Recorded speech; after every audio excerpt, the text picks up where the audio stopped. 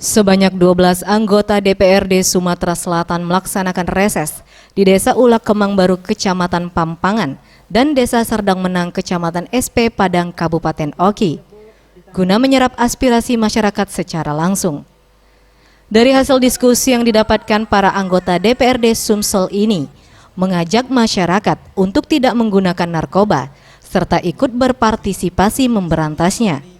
Koordinator Reses Dapil 3, Surip Januarto, mengatakan semua hasil aspirasi yang didapatkan ini akan menjadi bahan yang akan dilaporkan ke Gubernur Sumatera Selatan untuk segera ditindaklanjuti dengan berkoordinasi dengan pejabat daerah setempat untuk diberikan solusi yang terbaik.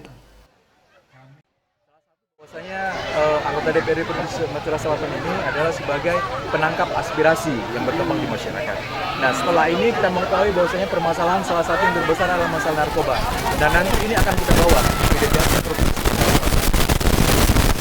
Sampaikan di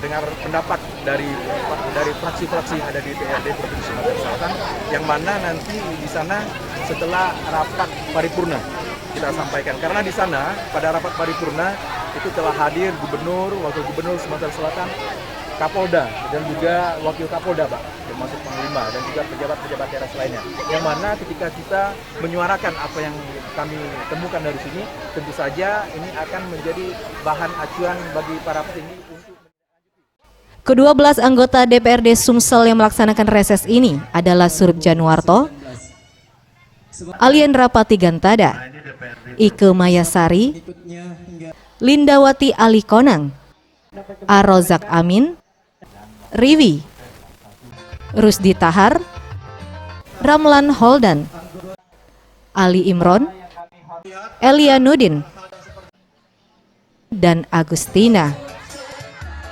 Tim Liputan Sriwijaya TV.